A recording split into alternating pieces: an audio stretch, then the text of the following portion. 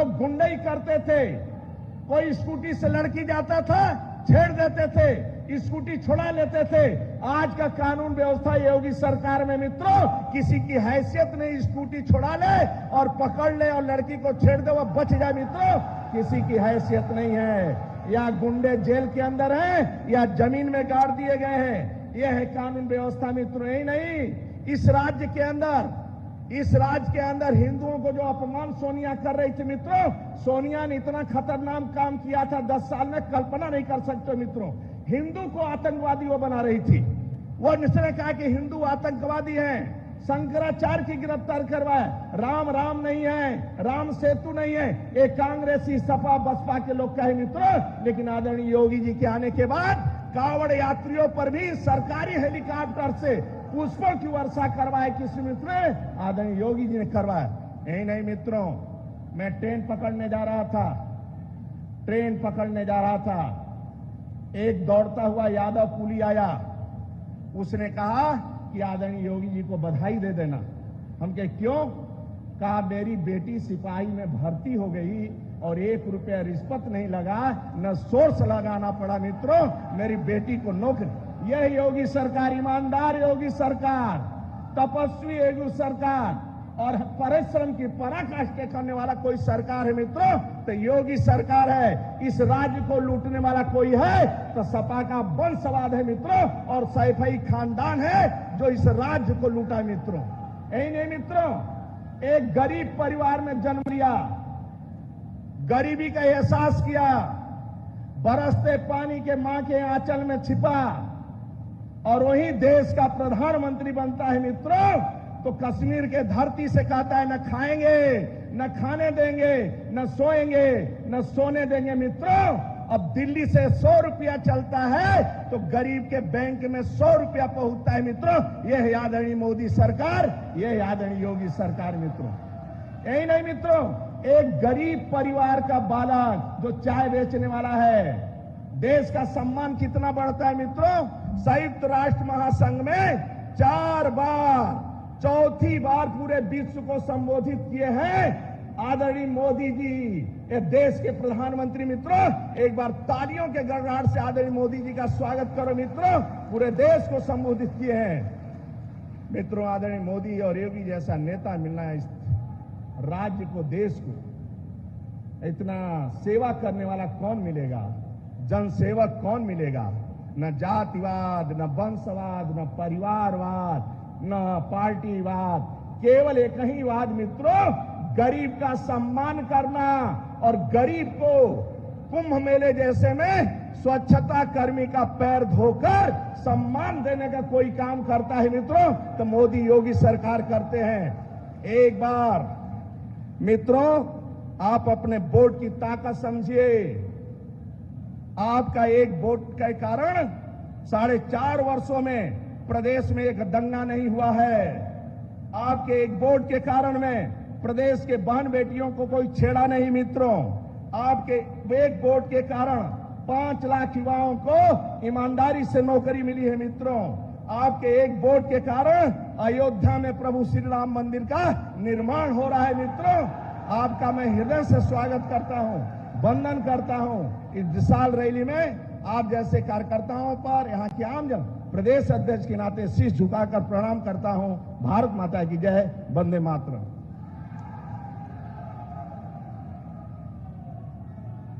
बहुत बहुत धन्यवाद माननीय आपके ऊर्जामयी उद्बोधन के लिए। और अब मैं बड़े ही आदर के साथ हमारे प्रदेश के यशस्वी माननीय मुख्यमंत्री महोदय श्रीमान योगी आदित्यनाथ जी से, महाराज जी से निवेदन करती हूँ कि अपने आशीर्वचनों से हम सभी को अनुग्रहित करने की कृपा करें। आप सभी की शुभकामना रूपी जोरदार तालियों के साथ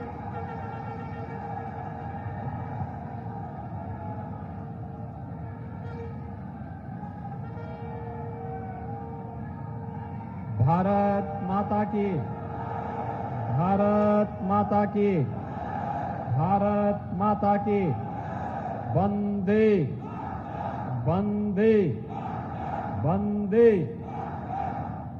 भारतीय जनता पार्टी के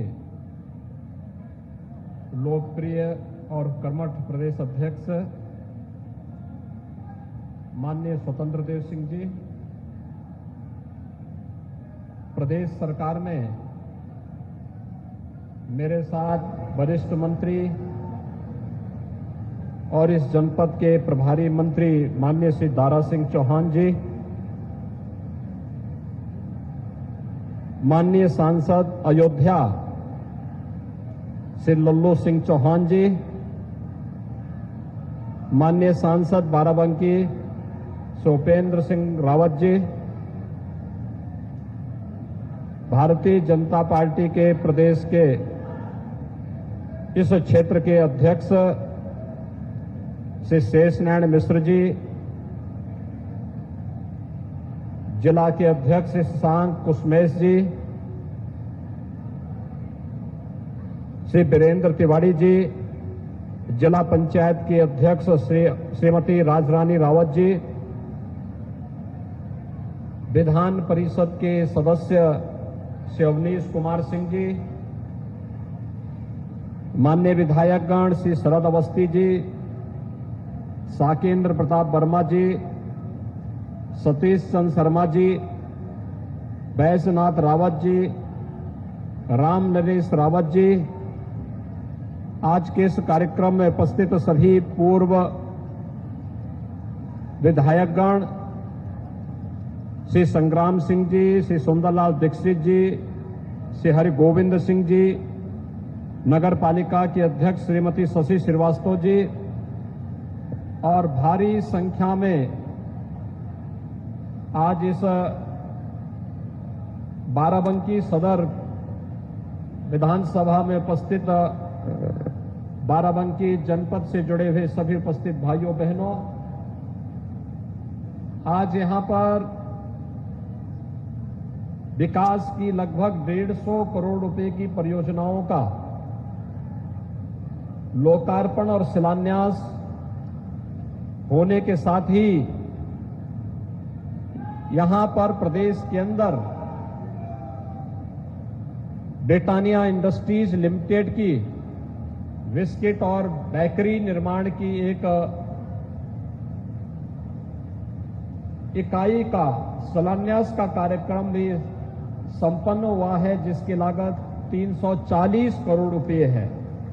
मैं इसके लिए बाराबंकी जनपद से जुड़े हुए आप सभी उपस्थित भाइयों बहनों को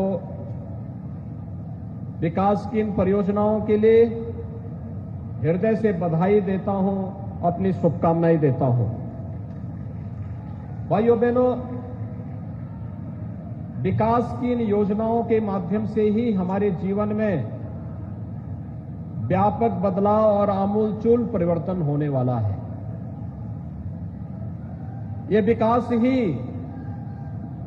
हमारे जीवन को सुख और समृद्ध में बनाने में सहायक होगा और इसीलिए आज यहां पर केवल 3 विधानसभा क्षेत्रों के विकास की परियोजनाओं के लोकार्पण और शिलान्यास के लिए हम लोग आए हैं।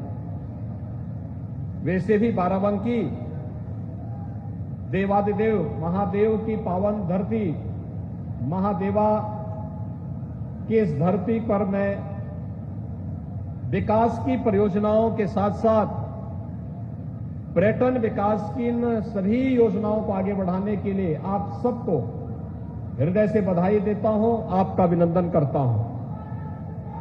भाइयों बहनों, बाराबंकी हमारे लिए 2 दृष्टि से महत्वपूर्ण है। एक, बाराबंकी के बाद माना जाता है कि राम राज्य की धरती प्रारंभ बाराबंकी से प्रारंभ हो जाती है। ये राम राज्य का द्वार है। और दूसरा, बाराबंकी के किसानों ने अपने परिश्रम से, अपने पुरुषार्थ से यहां की कृषि को एक नई ऊंचाइयां प्रदान की हैं। बाराबंकी के वे प्रगतिशील किसान, जिनमें एक अग्रणी नाम से राम शरण वर्मा जी का आता है, भारत सरकार ने उनके कार्यों की सराहना की और उन्हें पद्म पुरस्कार से सम्मानित भी किया। ऐसी अनेक विभूतियां इस जनपद में जन्म ली हैं, जिन्होंने आजादी की लड़ाई में तो अपना योगदान किया ही, लेकिन आजाद भारत की तस्वीर कैसे होनी चाहिए, वह प्रधानमंत्री मोदी जी के इस उद्घोष को आगे बढ़ाने का, जिसमें गांव के लिए, गरीब के लिए, नौजवान के लिए, महिलाओं के लिए और समाज के प्रत्येक तबके के लिए विभिन्न प्रकार की योजनाएं आगे बढ़ाई गई। और उन योजनाओं के क्रम में जब आज हम यहां पर विकास की योजनाओं को लेकर के आए हैं, मुझे बताते हुए प्रसन्नता की अनुभूति हो रही है कि लगभग अकेले आज ही इस जनपद में 600 करोड़, लगभग 500 करोड़ रुपए की परियोजनाओं का शिलान्यास और लोकार्पण का कार्यक्रम एक साथ संपन्न हो रहा है। भाइयों बहनों, ये वे कार्यक्रम हैं जो सामान्य दिनों में हमारे भेदभाव के विकास की योजनाएं हर एक नागरिक तक पहुंचे, ये कभी उनका एजेंडा नहीं रहा, इसलिए उनसे कोई उम्मीद भी नहीं की जा सकती है।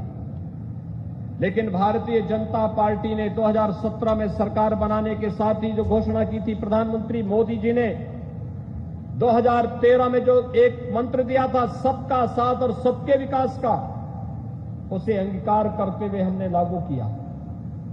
याद करिए 2017 के पहले बिजली नहीं मिलती थी, लेकिन 2017 में आने के बाद हमने कहा बिजली मिलेगी तो पूरे प्रदेश के अंदर समान रूप से सभी लोगों को प्राप्त होगी। आज प्रदेश के अंदर बिजली का वितरण समान रूप से सबको किया जा रहा है। अपराधी कोई भी होगा, अपराधी कोई भी होगा, उसकी जाति, उसका मत, उसका मजहब, उसका क्षेत्र, उसकी भाषा नहीं पूछी जाएगी। अगर उसने अपराध किया है तो कानून के दायरे में लाकर उसको सख्त से सख्त सजा दिलाने का कार्य सरकार करेगी। और इस कार्यक्रम को सरकार ने बखूबी आगे बढ़ाने का कार्य किया है। विकास की योजनाओं को आगे बढ़ाने के लिए सुरक्षा का माहौल आवश्यक है। निवेश और रोजगार के लिए सुरक्षा का माहौल आवश्यक है। नौजवान हमारा पलायन न करे, उसके लिए सरकारी नौकरी के साथ साथ उनकी पसंद का रोजगार उनके गांव में, उनके जनपद में, उनके कस्बे में प्राप्त हो, इसके लिए प्रयास किए जाने की आवश्यकता थी।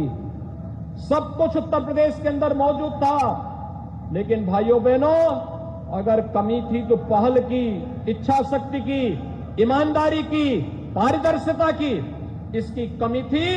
और जिस कमी को दूर करते हुए भारतीय जनता पार्टी की सरकार ने पिछले 4.5 वर्ष के अंदर आपके सामने साबित किया है कि आज प्रदेश के अंदर नौकरी और रोजगार मिलता है तो उत्तर प्रदेश के नौजवानों को बिना किसी सिफारिश के मिलती है। भाइयों बहनों, 4.5 वर्ष के दौरान 4.5 लाख नौजवानों को सरकारी नौकरी मिल जाना,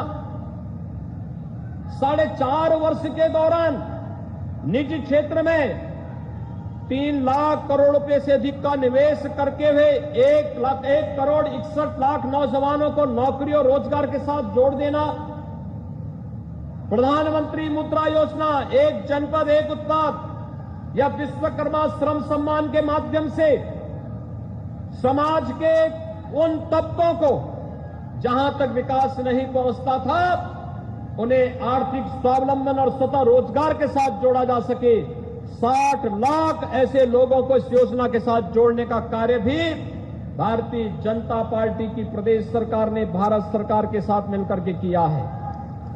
भाइयों बहनों, अभी आप देख रहे होंगे वर्तमान में पूरी दुनिया पिछले 1.5 वर्ष से कोरोना महामारी से त्रस्त है। मैं धन्यवाद दूंगा यहां के जनप्रतिनिधियों को, यहां के जिला प्रशासन को, जिसने जनप्रतिनिधियों के साथ, हेल्थ वर्कर के साथ, कोरोना वॉरियर्स के साथ मिलकर के इस कोरोना महामारी के लिए एक बेहतर वातावरण, इसे समाप्त करने के लिए जनपद बाराबंकी के अंदर दिया। आज ये महामारी उत्तर प्रदेश के अंदर लगभग समाप्ति की ओर है और हम अपने पर्व और त्योहारों के दृष्टि, अपने आगामी कार्यक्रमों के दृष्टि अपने आप को आगे बढ़ाने के लिए पूरी प्रतिबद्धता के साथ कार्य कर रहे हैं।